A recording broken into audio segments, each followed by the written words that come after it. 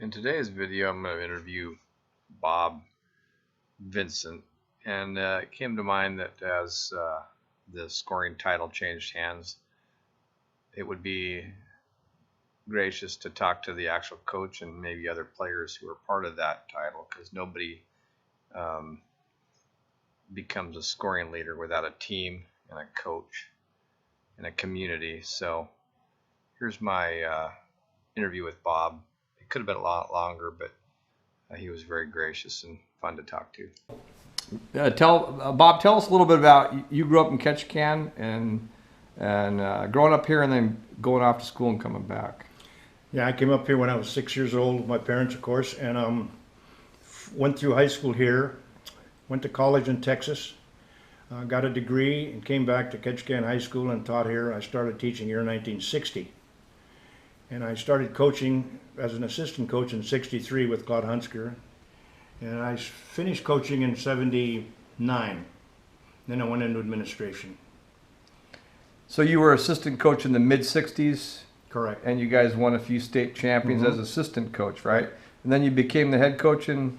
We'd been at 69. 69, all right.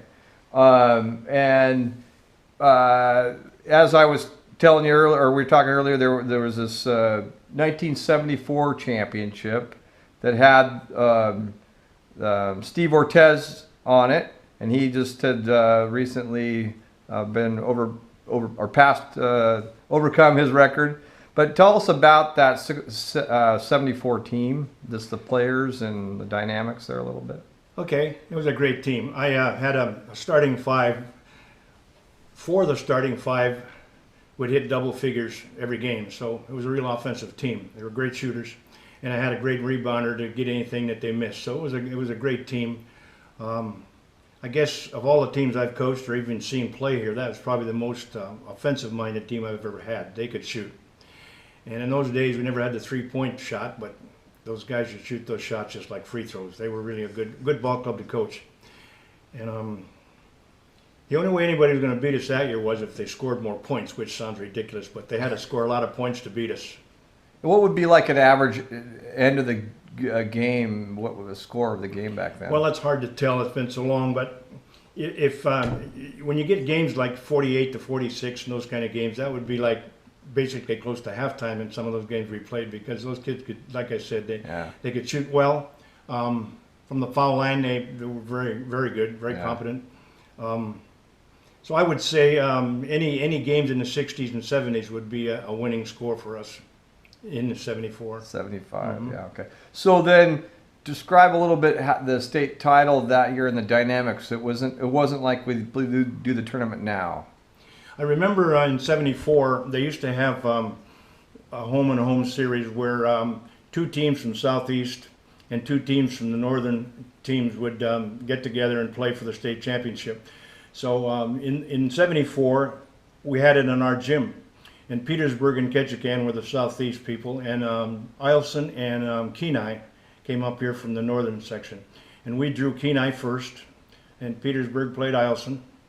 And Eielson beat Petersburg, and we beat Kenai. So the next night we played Eielson for the state championship. Before that, it used to be one team from Southeast and one from the northern section, and they rotate every year. Best 2 out of 3 would win state. And now, of course, everybody knows that there's 8 teams involved now, so it's a little bit more difficult here to win a state championship when you have 8 teams, and you're going to have to win 3 of those games to be a state champion. So in that 74 series, were the games, like when you played Petersburg, was it close? Were they blowouts? And then when you go on to play, what do you say was... Well, in 74, like I said, we were an offensive club, and there weren't any close games for us. We had 2 good games, those both of them. Of course, you're on your home court, too, makes a difference. Yeah. But these kids could shoot, and I keep reiterating the fact that they could shoot.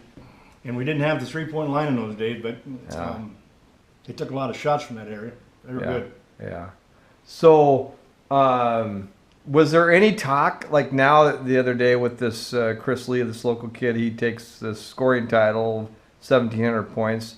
Was there any talk at the time about this Ortiz guy becoming a leader and the all-time leader, or just to happen and then somebody checked the books later, or how does that work? I don't know how that works. I read the paper one day several weeks ago, and this popped up like he's getting close to Steve Ortiz's record. I had no idea how they can keep records clear back in '74 if they use the scorebooks or Yeah. probably the newspaper articles maybe. Yeah. But either way, Chris Lee's a great ball player. You remember, as far as you really give your kids a lot of credit.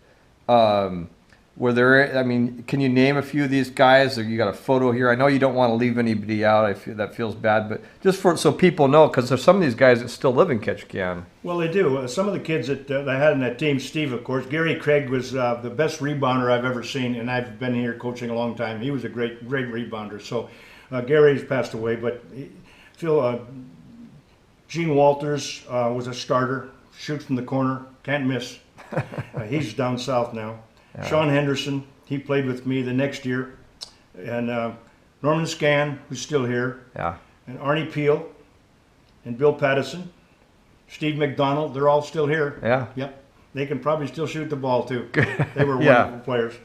Good guys. Yep. Yeah. Joe Jackson was another one. He played. I don't know where he is now, but and then I had a manager, Mike Seston, great manager. Yeah. Yeah, he was a good boy. And always a lot of support. The stadium or the gym would be full when you guys would play or yes. part. Yeah, they had a great pep club. They still do. Yeah. But in those days, it was really basketball in '74 was pretty much all there was. Yeah. There wasn't a lot of other. There was some wrestling, but it seemed like basketball was in all the towns back in the '70s and '60s were. Well, even before that, it was basketball was the king sport, I guess, because it's an indoor sport. Right. So, I guess what I'm getting at is the crowds are really good crowds. Yeah, it's a little different dynamic now. We have soccer, we have football, and swimming's taken off, and have all these other competing. And baseball's big as well, Mm-hmm. So these are lots of sports. There wasn't even high school baseball back then, No. was it? It was all wrestling. Yeah, it was wrestling. Yeah. So. Yeah, you're going to get your best athletes that are going to play basketball. You could. Yeah. Yep. Then you went on later. I mean, after you retired and everything, I remember seeing you reffed for many years. Then I did. I wanted to stay near the game. I got a little burned out coaching, and to be around basketball, which is the only reason I went to college, is to be a coach, and it worked. So. To stay around basketball after coaching, you pretty much had to be in the gym a lot, and I thought refereeing would be fun. I'll be close, active, and so I spent probably 10 years doing that. Mm-hmm. Mm-hmm. Was there any other coaches that stand out from around the state at the time? You remember any names that were? I go back to when I started coaching with Claude Hunsker, and it's pretty hard. Nobody says much about him, but he's won 5 state championships, and he's won 4 in a row, and I guess that's not too bad as a coach. So I remember Claude. I learned a lot from him, and I enjoyed working with him. Other coaches, Chuck White in Anchorage was one I always had to beat. East Anchorage coach. He had some good teams. No, I guess there's not a lot that I can remember that stick out in my mind, but I went through a lot of them. Jim Hamey. Yeah. So. There's some good coaches. Sure. Some good teams. Juneau was a very strong basketball program through all the years, and Claire Markey coached there for a while. They were always the one to beat. Yeah, their dynamics there have changed now because they have 2 high schools. Absolutely. So that's kind of spread their talent level out a little bit, which has actually been better for Ketchikan, I think. Yes, but worse for Juneau. Yeah, you spread out 2 high schools, just like here if you had 2 high schools. Yeah, you had the personnel would be split. And when you're coaching basketball at the high school level, you don't get to recruit. So you just get what comes up from the next class level, and whether they're good or bad. So if you have one school with 2,000 kids and then split it 2 schools with 1,000 kids, you're going to lose some talent as far as putting it together on a team. So But I felt really fortunate through the years I've coached. I had some great kids, And it's not like, why didn't you win some more championships or whatever? These kids, some of these teams. I can say were probably as good as some of the ones that won these Southeast or these Alaska tournaments, because you're playing against top-notch people up north as well. So you get a good, strong ball club that goes up there and gets beat by 2 or 3 points by a strong Anchorage team. It's like that team that got beat could be as good as these teams that won state. So, Yeah. and that's what high school ball is all about. It's, Yeah.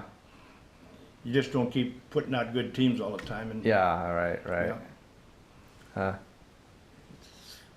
But I had a good career. I really enjoyed it. I'd do it all over again. I'd do exactly the same thing pretty much. How long were you officially in the as an educator, principal and teacher? 30 years. 30 years. Yeah. All here. I loved it Yeah. here, and I still do. Yeah. I really thank the district for putting me Yeah. through it. And now it's just like go to ball games and watch and critique, of course, Yeah, of course. in my own mind. Come home and say, why did they do that? Or why didn't they do that? You're a backcourt coach, as they say. Yeah. Well, that's everybody in the stand. They all. I want to thank Bob for his time. I had a lot of other questions I wanted to ask, but we only had a few minutes here to present this in a succinct way. So if you see Bob around the community, give him a pat on the back and thank him for his service of 30 years.